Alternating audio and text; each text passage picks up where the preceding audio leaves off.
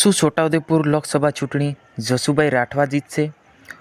એમ જોવા જઈએ તો ગીતાબેન રાઠવાને ટિકિટ કેમ નથી આપવામાં આવી એ પણ આપણે વિડીયોની અંદર વાત કરવાના છે. જ્યાં મિત્રો વિડીયો સ્ટાર્ટ કરતાં પહેલાં ચેનલ પર નવા હોય તો ચેનલને સબસ્ક્રાઈબ કરવાનું બિલકુલ ભૂલતા નહીં, કારણ કે આપણે ઘણા બધા દિવસો પછી આપણે વિડીયોની અંદર મુલાકાત લીધી છે.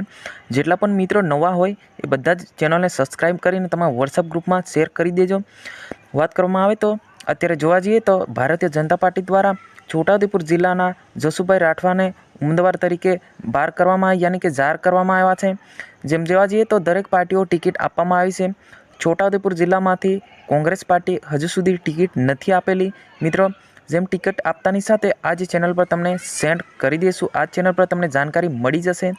5 દિવસ પહેલાં રાહુલ ગાંધી આવ્યા હતા ત્યારે દરેક તાલુકામાં નસવાડી તેમજ દરેક જગ્યા પર રેલીઓ કરવામાં આવી હતી. ભારી સંખ્યા સાથે એમનું સ્વાગત પણ કરવામાં આવ્યું હતું. એમ જોવા જઈએ તો લોકસભાની ચૂંટણી છે એ આપણે છોટાઉદેપુર જિલ્લામાંથી જસુભાઈ રાઠવા લડવાના છે. આ નવો ચહેરો આવેલો છે અને હાલ જોવા જઈએ તો ગીતાબેન રાઠવા ચાલુ સાંસદ છે. એમને ટિકિટ કેમ નથી આપવામાં આવી? મિત્રો, જેમ કહેવાય છે કે ગીતાબેન રાઠવા સારું કામ નથી કરતી, સારી સ્કૂલો નથી કરતા, સારો વ્યવહાર નથી કરતા એવું પણ લોકો કહી રહ્યા છે.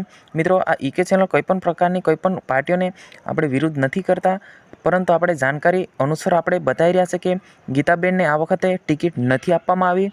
એક નવો ચહેરો જારી કરવામાં આવ્યો છે, એ છે જસુભાઈ રાઠવા. જ્યાં મિત્રો આ વખતે જસુભાઈ રાઠવા લોકસભા ચૂંટણી જીતશે યાની કે કોંગ્રેસ પાર્ટી જીતશે એ કોમેન્ટ બોક્સમાં અવશ્ય જણાવજો.